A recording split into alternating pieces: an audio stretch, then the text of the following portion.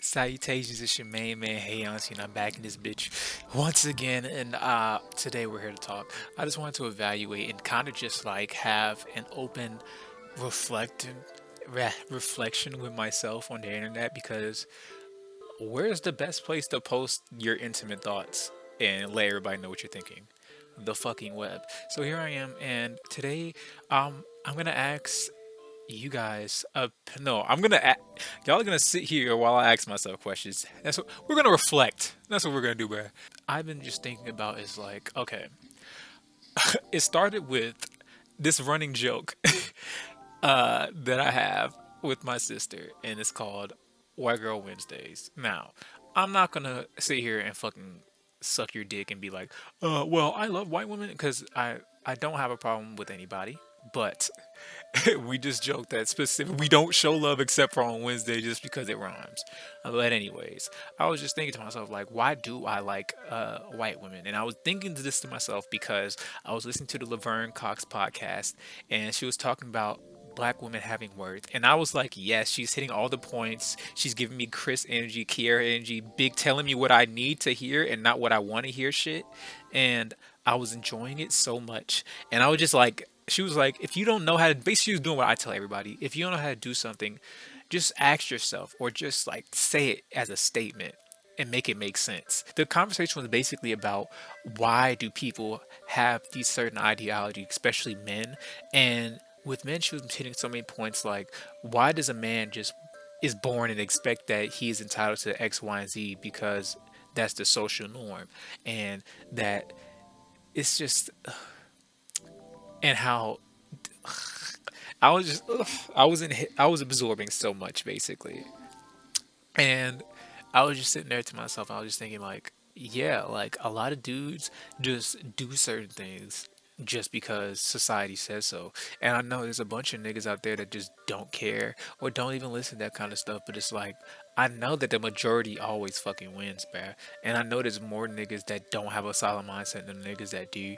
So it's like, okay, boom, here we are. So I was just asking myself, like, yo, why do I and I asked myself this question because I always get asked this question. And I know what it may look like from like the outside looking in. So I've always known that what it looks like to be looking at me from the outside in because I always do that. But it's just like, boom. I don't know. She did a study on how on black women and their relationships and how those relationships affect what's the word? Culture and society, if that makes sense. On like how black women are perceived and such, if that makes sense, and the relationship between races. So say like if you're an interracial couple, like you don't you okay, I've always said this to myself, like, and I don't know how true this is because I've only really dated people of my like color besides like one time, and I love you. The thing is, it's just when you're this is just me personally. This is something I always thought about. This was my reasoning. So when she said it, I was like, baby, she said that when you're black, you don't really want to have to worry about if you love someone and then something happens and you're trying to explain it to them, but they're like, "Oh, well, maybe it's just maybe you should have a be appreciative of the slow progression." You know what I'm saying? Like progress is coming for black people, but it's going to be slow. You don't want to hear that from someone you love, bruh.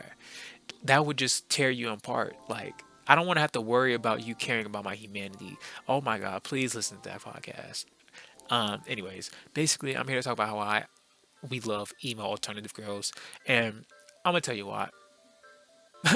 It's the cartoons. Y2K cartoons, bro, had a super deep fascination with like emo girls and like manic pixie girl type characters. I'm gonna name some characters off the top of my head because this is my cup of tea, manic pixie girls and emo girls, alternative girls. This is my flavor cake, coffee cake. I'm here. And okay, let's start with my personal ooh, is this a tier list? No. Let's go with the personal favors. Number 1, Raven.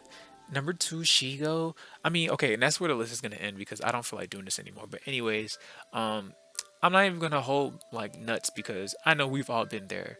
Uh, Buttercup. I don't give a fuck. Every nigga had a crush on the Powerpuff Girls. Suck my ass. Anyways, Did I say Raven already? Cause that's it. Um, Shigo.